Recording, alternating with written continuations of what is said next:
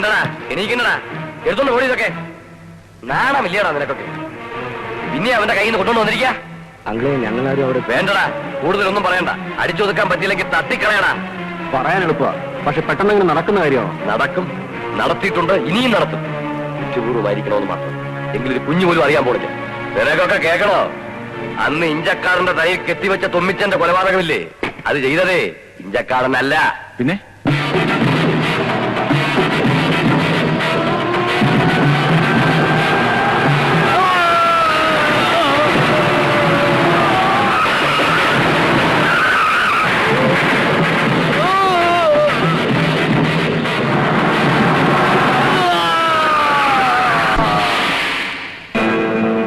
അന്ന് ഞാനത് ചെയ്തില്ലായിരുന്നെങ്കിലേ ഇഞ്ചക്കാരനെ പോലെ മറ്റൊരു ശത്രു കൂടി നമുക്കുണ്ടാകുമായിരുന്നു, തൊമ്മിച്ചൻ. അങ്കിളെ വേണ്ട, ഇനി നീയൊന്നൊരു ചുക്കം ചെയ്യണ്ട.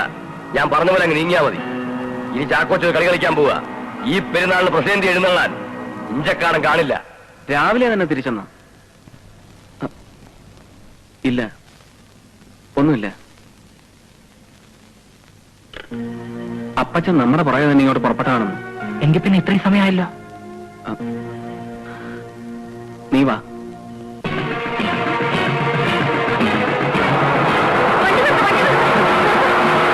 എന്താ എന്നെ കുട്ടി? ഞാൻ നിങ്ങളെ കാണാൻ ഇറങ്ങിയതാ. എന്താ കാര്യം? അവിടെ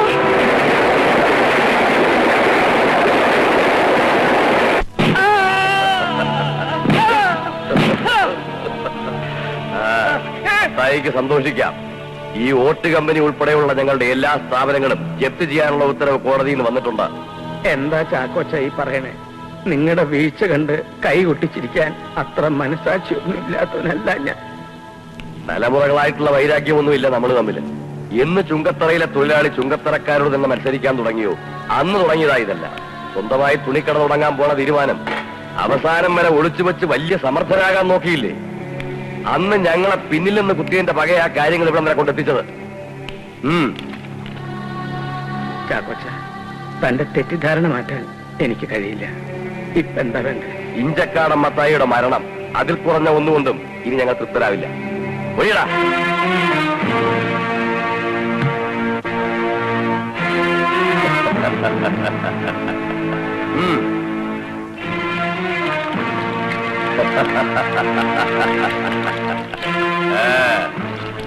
ഒരസ്ഥി കഷണത്തിന്റെ തരി പോലും ബാക്കിയുണ്ടാവില്ല. അതാ ഇതിന്റെ ഒരു ഗുണം.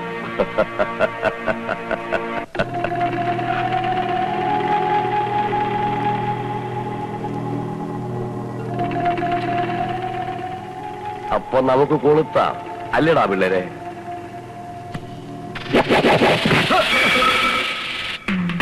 അവരെ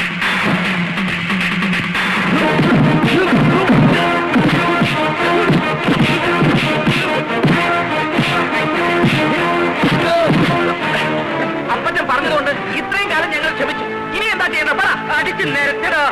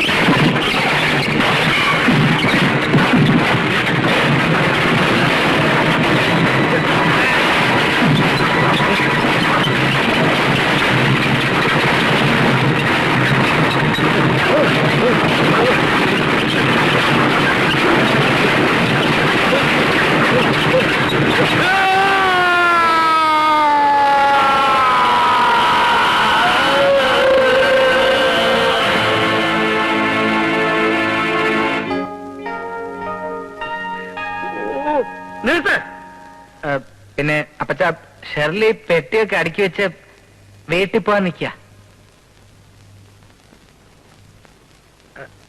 എന്താ അവള് പോണ്ടേ? അതല്ല അപ്പച്ച, പറയാനുള്ളത് തുറന്നു പറയടാ. അത് പിന്നെ അമ്മച്ചി പറ. അയ്യോ ഞാൻ പറയത്തില്ല, അന്നക്കുട്ടി നീ പറയൂ. എനിക്ക് നാണോ? ഞാൻ പറയത്തില്ല. അമ്മച്ചി പറ. മക്കളെ നീ തന്നെ പറയണം. അമ്മച്ചി പറ. അമ്മച്ചി അറിയില്ല. ആരെങ്കിലും ഒന്ന് പറഞ്ഞു തോലക്കി. അപ്പച്ച ഇവരെല്ലാരും കൂടി പറയുന്നു ഞാൻ ഷെർലിയെ വിവാഹം കഴിക്കണമെന്ന്. അപ്പൊ ഇതായിരുന്നു നിന്റെ മനസ്സിലിരിപ്പല്ലേ? ഇതുവരെ ഈ അമ്മയുടെയും മക്കളുടെയും താളത്തിനൊത്ത് ഞാൻ തുള്ളി. ഇനി ഈ അമ്മയുടെയും മക്കളുടെയും താളത്തിനൊത്ത് തുള്ളാൻ എന്നെ കിട്ടുമെന്നാണ് എനിക്ക് തോന്നുന്നത്. അല്ലേ എലിക്കുട്ടി? അതന്നെ ഇതെന്നെ. ആ,